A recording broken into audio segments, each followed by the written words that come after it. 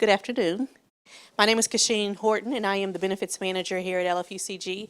We're happy to have UK Credit Union here presenting to us today. We have Roy Wagner, who's going to talk about different retirement options. The one thing that he's not going to be able to talk about is SIRS retirement, which is our pension. So if you have questions about pension, he will not be able to answer those questions for you. However, you can contact Kentucky Public Pension Authority directly if you want to talk about your specific account. And I can give you that number if you're ready, or you can reach out to one of us in benefits, but that number is 800-928-4646, and I'll repeat that, 800-928-4646. When you contact them, they're going to ask you for a PIN number. If you do not have a PIN number, if you have an email on file, they'll email it to you. If you don't have an email on file, they'll mail it to you. But they will not talk to you without that PIN number, so you may have to wait a little bit to get the PIN number before you're able to call back and talk to them about your account directly. If you have general questions about retirement, your tier, just other general questions, you can contact me in Human Resources by email or by phone. But other than that, without further ado, we're going to present Roy Wagner. Thank you. Thanks for having us out. Like Kasheen mentioned, my name is Roy Wagner, certified financial planner with the UK Credit Union. Been doing financial planning for, at the credit union specifically, for about 12 years.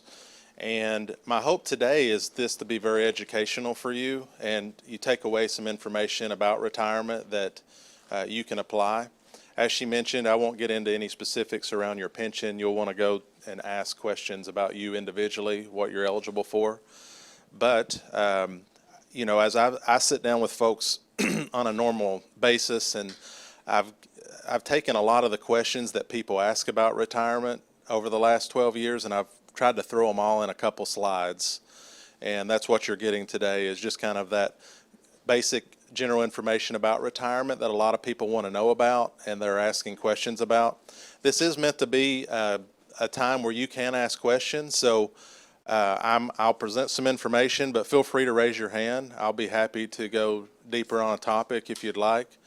So we'll go ahead and get started. I do like to ask, though, the question, is there any topic or anything you've read about or were hoping that I would touch on today? Any certain topic or anything like that that you're hoping that I'll touch on?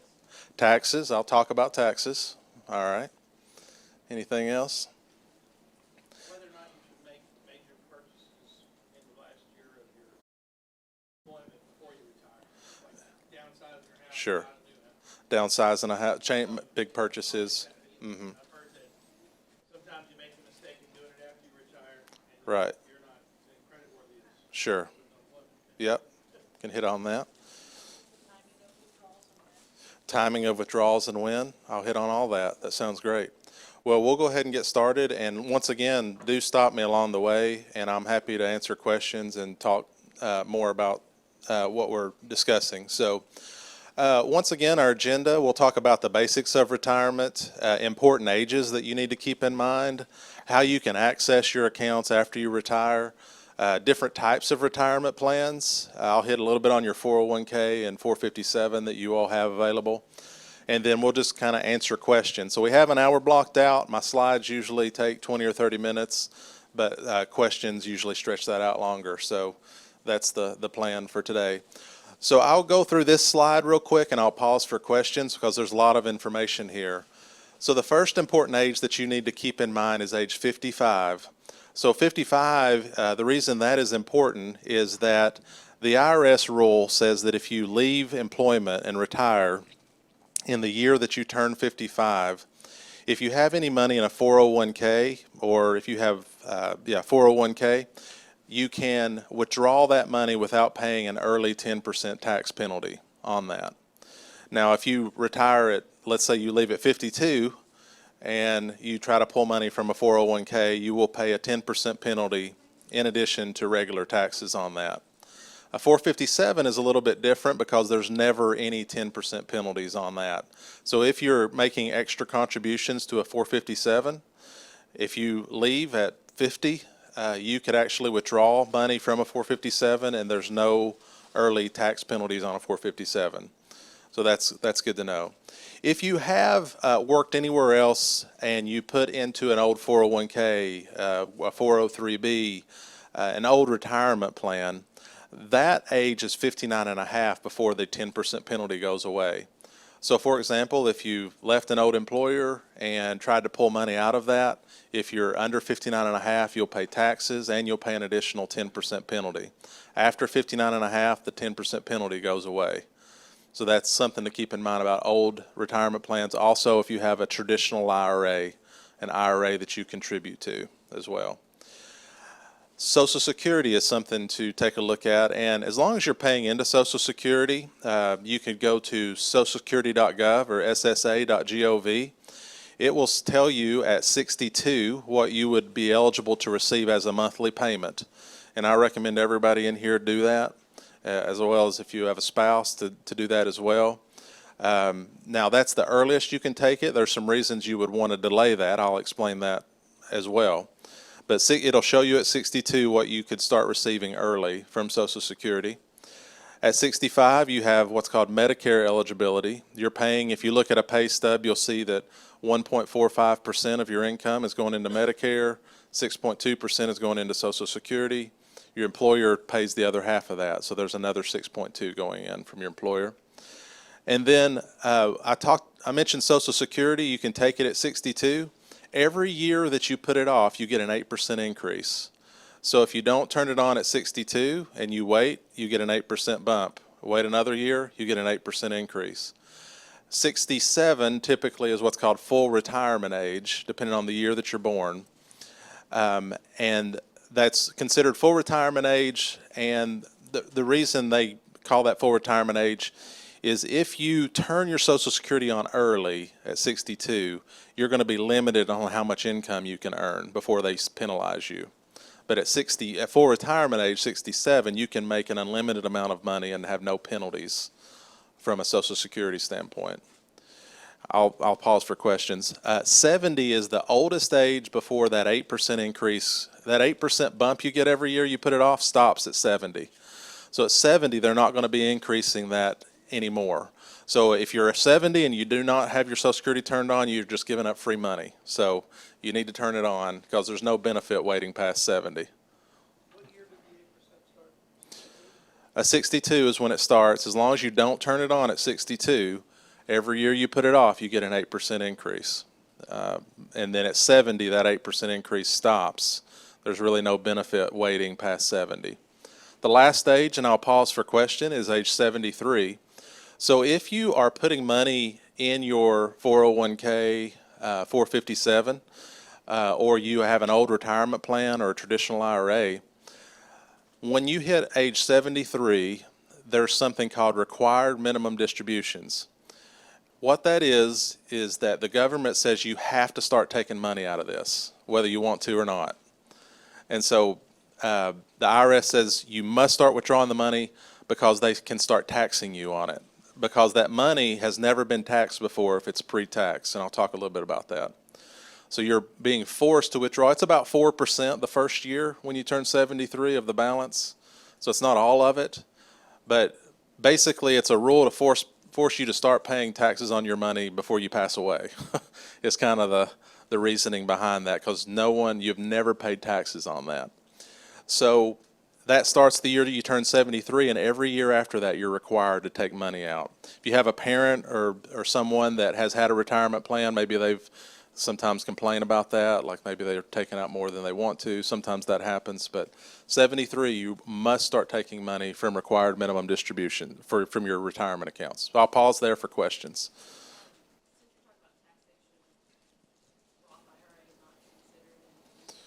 That's correct. So my next slide will be on Roths a little bit. So if you have a Roth account, Roth IRA, Roth 401k, Roth 457, those are not subject to required minimum distributions. So you do not need to worry about that.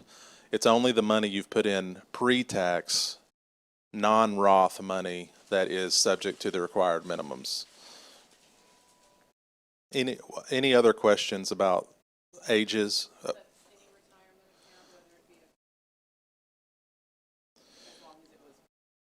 The pre-tax, now the pension will pay out just like a normal monthly payment, so that, it has to have a value to it that's like a balance for it to be subject to required minimum distributions, where you have a year-end balance, and that's the dollar amount, because they base it off of the December 31st value of the year before for the following year.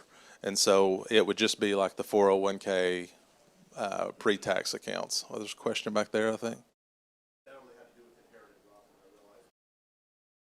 Oh, okay.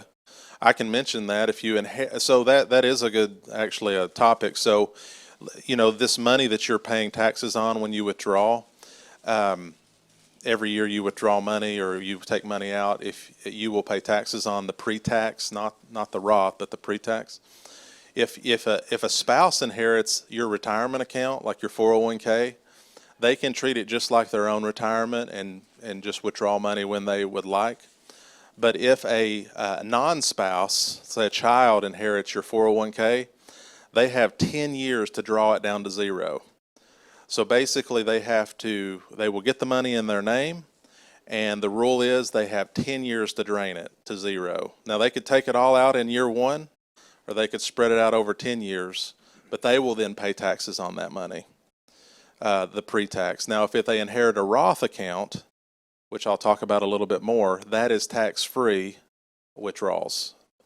So that's a powerful estate planning tool you can use, but Roth accounts are tax-free to that beneficiary. They still have a 10-year rule, though. They still have to take it out over 10 years. Is that kind of where you're heading?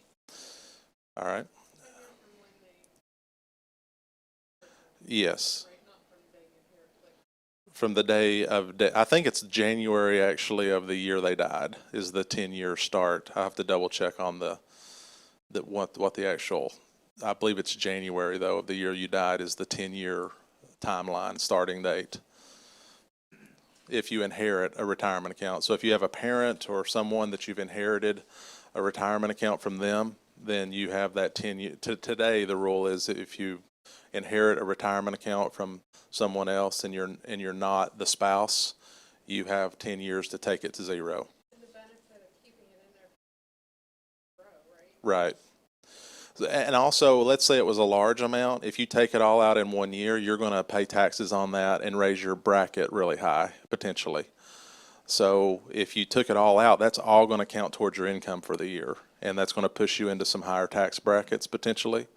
Where if you spread it out over 10 years, you hopefully can keep your income bracket a little bit lower as opposed to taking the hit all in 1 year. You see what any other questions before I go on? All right.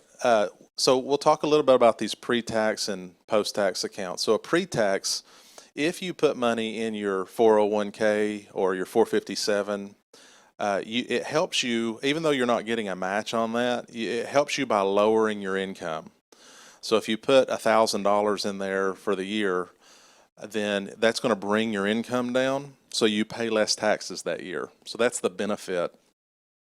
Also, that money grows, what's called tax deferred, meaning every year if you make money on that account, you don't pay any taxes that year. You only pay taxes when you withdraw the money. So you get the tax break for putting it in, but you will pay taxes on that money when you take it out. And that's a pre-tax normal 401k 457. A post-tax account, so if you choose, when you're making your extra contributions to your 401k or 457, you can choose the Roth option, after tax option. You do not get any tax benefits that year. It doesn't help you on your taxes. It doesn't save you any on your tax return. But that money now grows tax-free. And when you withdraw the money, as long as you follow a few rules, which is usually the ages, then you can withdraw that money. What you put in and all of the profit is completely tax-free. So that is a powerful thing on the Roth 401k, Roth 457. So if you've got extra money you're just throwing in a savings account that you're going to use down the road, it could be better to throw that in a Roth 401k 457 because you can grow that money tax-free for the rest of your life and never have to pay taxes on it. Does that make sense? Any questions about that?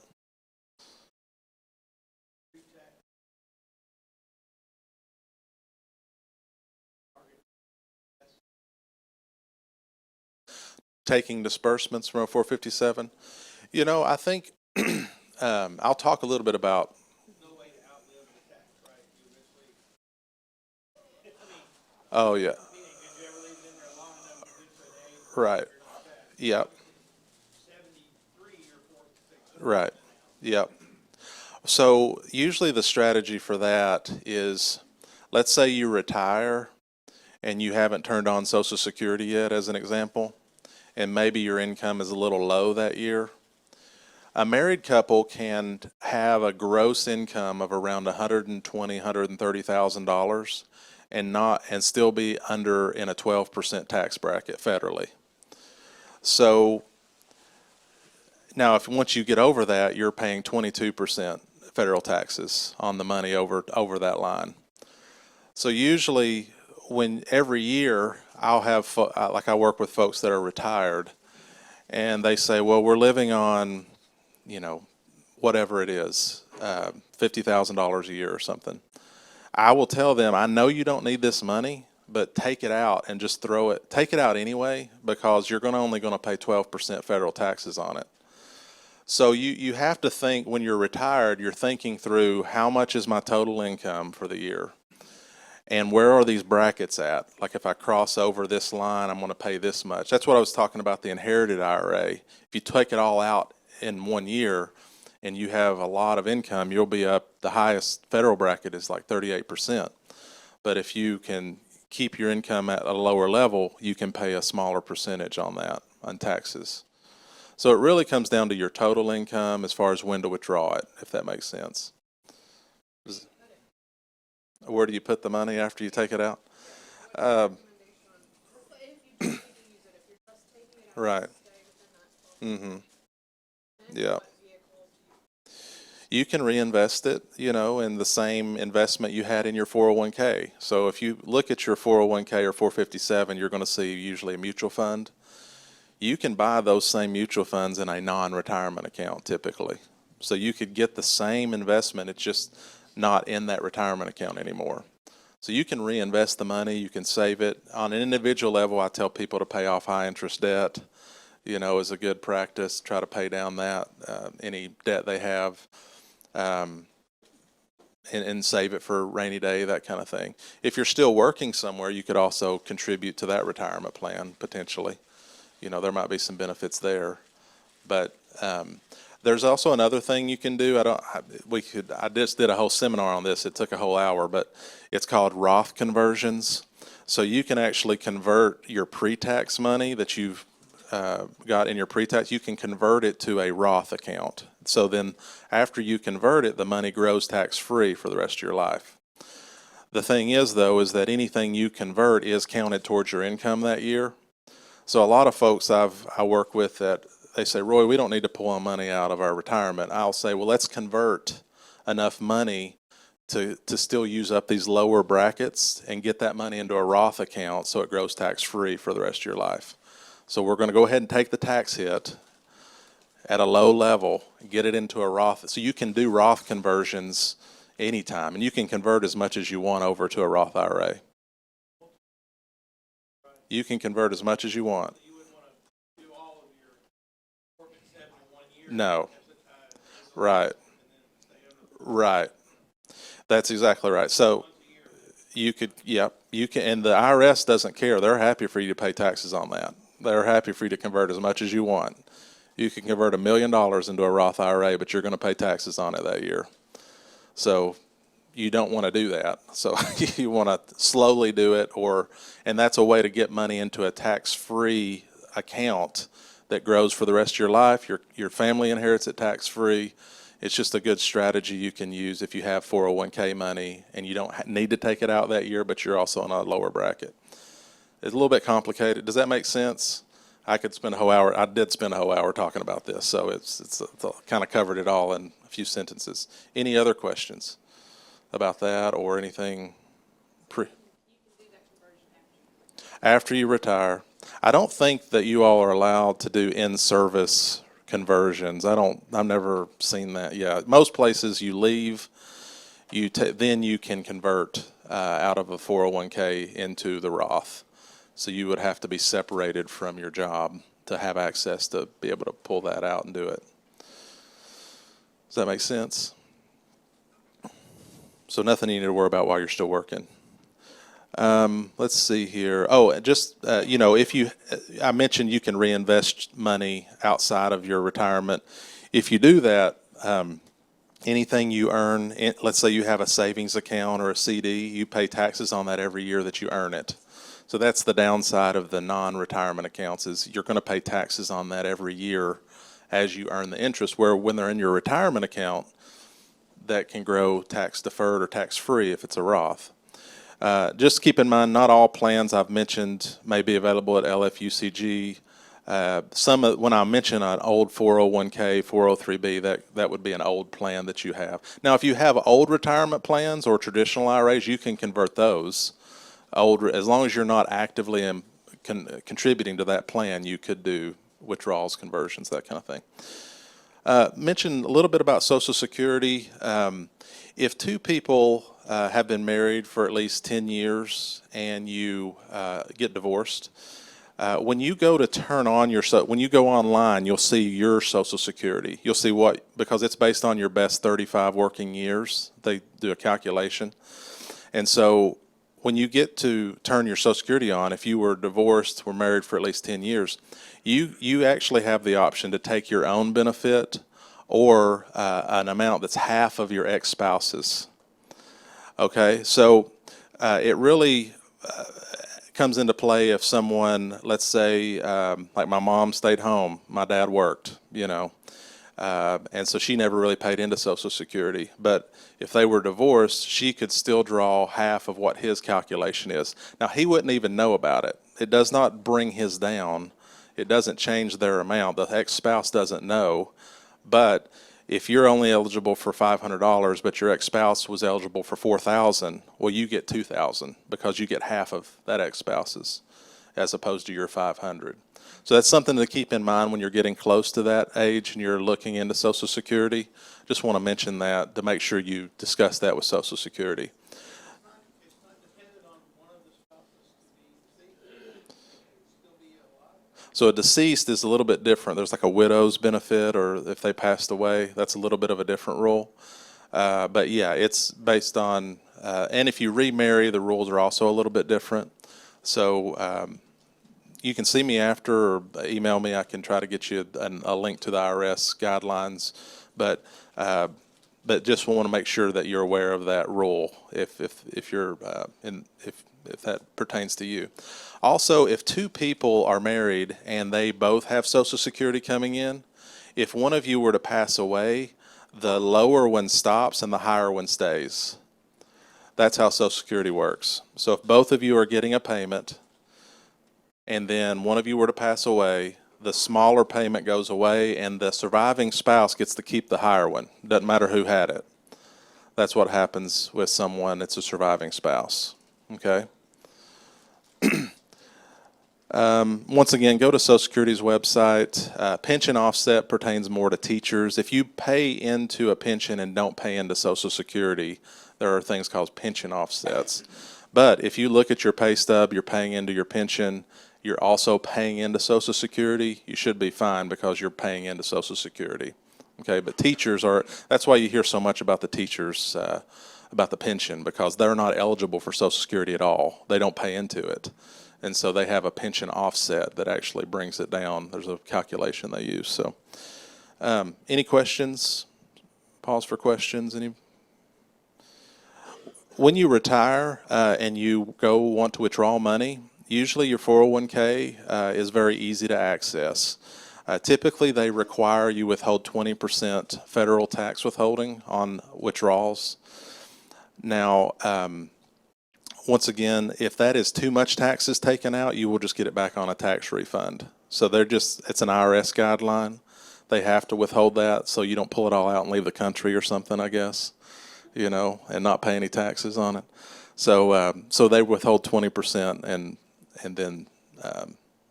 and then you would get that back on a tax refund if that is too much money. 457 has no penalty. IRAs don't have any mandatory tax withholding. So if you have an old IRA, all of your funds mostly are in mutual funds. In your 401k, 457, I've seen more deferred comp statements than anything, but those are, and I think there's, is it Millennium Trust? What's the Mission Square? Mission Square is the other company. They have mutual funds, which are liquid, easy to access. Basically, as soon as you separate from service, you should have easy access to that money. And then some people will take out one-time withdrawals, as they need it. Sometimes you can set up a monthly direct deposit to like a checking account and receive it just like a monthly payment. I'll talk a little bit about how much you might want to take out as an example here in a little bit. But it's very easy to access this money in 401ks, 457s. There are very high limits on these plans. So if you have your 457, your 401k, you can put up to $23,000 a year if you're under 50, and you can do up to $30,500 if you're 50 or older. Now, most people don't come anywhere near doing that, but there are situations you might find yourself in. I'll see folks that might inherit something from a family member, and they have a large lump sum of money in a savings account. In that situation, you could have a lot of your paycheck go into your 401k, 457, and that would lower your income. It would help you out that year. Or let's say you're just a big saver. You've saved a lot of money in savings. You're a few years away from retirement. Well, maybe load up the Roth for 401k, 457 for a year or two so you can get that growing tax-free. So I say that just most people don't come anywhere near maxing these out, but there are situations you might find yourself in where you might want to put a little bit extra in there. So, any? Is this a new replacement for the old one that used to say catch-up years? There was age 50, and then I believe the next tier was 55. Catch-up. Yeah. So the catch-up is just that you can put more in. So that's where if you're under 50, you can do 23, and then if you're over 50, you can do more with 30,000. So that's the catch-up. IRAs have $1,000 difference. So if you're under 50, you can put a 7,000 into a traditional or a Roth IRA. If you're 50 or older, you can do 8,000. So that's the catch-up. You can catch up. Let's see here. Once again, Mission Square, Kentucky Deferred Comp, you can choose your provider. I won't get into details about those today, but you can select your own. Most people I see are in usually something called a target date fund that just kind of automatically adjusts as they get closer to a certain age. One thing you can do is you can go into those websites and look at the funds that you're in and look at a 5, 10, 15-year track record and see how that's performing. That's something you might want to just do on your own. Just log in, look at a statement, see how those are performing. Looking at the cost of a fund, there's expense ratios that you can look at. That's how much they're taking out for management every year. So there's just something you might want to self-manage and take a look at. And once again, the IRA limit is $7,000 and $8,000. $7,000 if you're under 50, and 50 and older is $8,000. Any questions so far? Couple things. If you do have your 401k, 457, you do want to focus on the long run, long term. Retirement could be another 30 or 40 years. You don't want to put all your eggs in one basket. Check your Social Security online, socialsecurity.gov. If you do want a one-on-one financial review and plan, we do provide that. But you also have deferred comp, the other company, and benefits office that's all complimentary and available too. So you've got lots of resources there. You don't have to be a member of the credit union to meet with me and do any financial guidance. This is a little bit of talking about diversification, a little overwhelming here, but this just shows what part of the stock market did the best in the last 20 or 30 years. It just shows that most things don't always do the same every year. There's not always the best asset class that performs the best. Just making sure you don't put all your eggs in one basket. And if you look at since 1970, if you look in your investments, you probably have something called the S&P 500 fund. It's just the 500 largest U.S. companies, or a large cap growth fund is usually, it might have that name to it. But that's what this is, the S&P 500. It shows $10,000 invested in 1970, with everything that's happened up and down, would be worth about $2.3 million today. And that just shows you, not letting emotions get the best of you. If you see your account drop, it doesn't mean you need to go in and sell everything. The last few years have been good, but there's wars and COVID is all on there, and everything has kind of bounced back. It's been fine. So the other last thing I'll touch on, and then I'll just open it up for questions, is how much do you take out of these accounts that you've saved in? So a lot of people will say, Roy, I've got my pension, I've got my retirement, I've put some in there too, or my spouse has. How much can I take out of that, and how much should I take out and it doesn't run out? So there's been some studies on that, but this goes back to the year 2000, and the top line there. I don't think this is a laser. I don't want to press the wrong button and turn it off. But the top line there shows if a person had a 50-50 stock to bond portfolio, it's a moderate risk portfolio, and they took about 4% out every year, where would they be today? Well, they would still have about $500,000, meaning the account still kept growing after they retired because it was still invested, it was still growing over time. So 4% was a pretty safe withdrawal rate. So if you look at, a lot of the planning I do with folks is, I say, well, go to Social Security, how much are you getting from that? How much is your pension going to be? And how much have you saved in retirement? And that retirement part, we say, well, let's look at 4% withdrawal rate. Is that going to be enough to cover all your bills when we add up everything?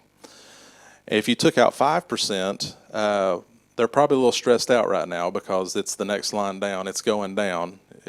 And then if you take 6, 7, 8% a year out of your portfolio, you're probably going to run out in between 10 and 15 years. So that's a lot of the conversation that if you talk with a financial advisor, they're usually saying, listen, you can't take that much out. If you do, you're going to run out in 10 years.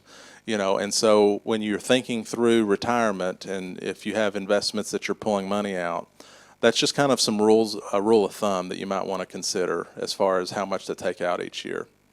So does that make sense? I think that's it.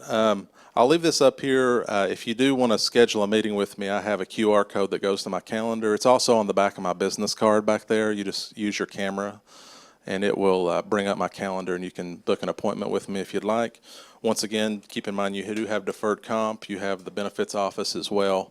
You have all these resources. So that's my slide, so I'm just going to take questions for the last few minutes if there are any. If not, I'll stick around for a few minutes if anyone wants to come up one-on-one and ask any questions. But are there any questions that I can answer about anything we've covered today? Go ahead. When a spouse dies and you get the high and they both get Social Security, Right. where's it? Just goes away. They keep it. Yeah. That's it. Yep.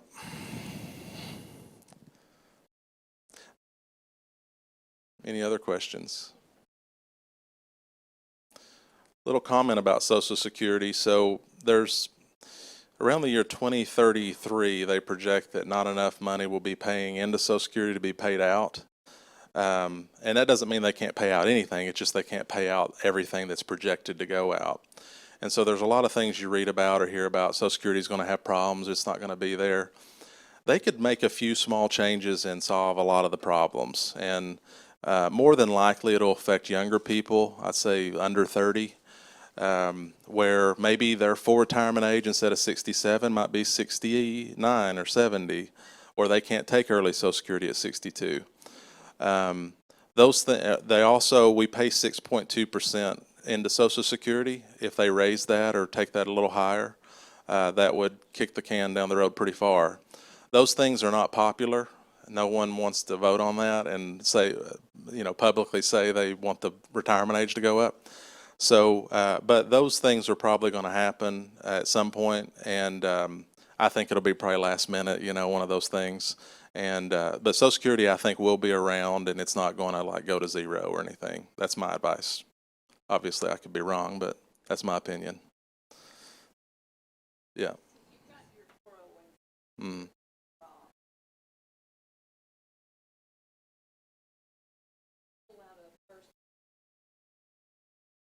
Individual. Yeah, it does probably better one-on-one, but usually it's looking at those tax brackets and thinking, well, what's going to have the most tax impact? And trying to, if you have some Roth accounts, that can be part of tax-free withdrawal, so we don't have to count that. And then you pull from your taxable accounts and pre-tax accounts. We know every penny of that is going to be counted towards your taxes. Now, other things like a savings, checking, money market, those aren't going to be taxed when you pull money from those because that's after-tax money. So usually it's developing a plan where you see how each account is going to impact you and determine which you're going to pull from for living expenses. And it usually better one-on-one, but that's typically how it's done. So, what other questions?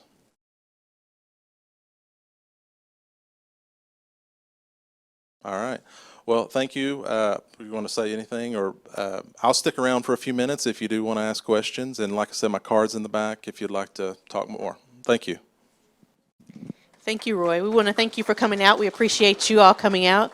We also want to thank UK Credit Union for lunch today. So if you want to give them a big hand. If you do have questions, again, Roy will stick around and answer those questions. If you have, again, questions about SERS, you can reach out to me or KPPA. I gave that number out earlier, but I'll give it out one more time just in case you were eating.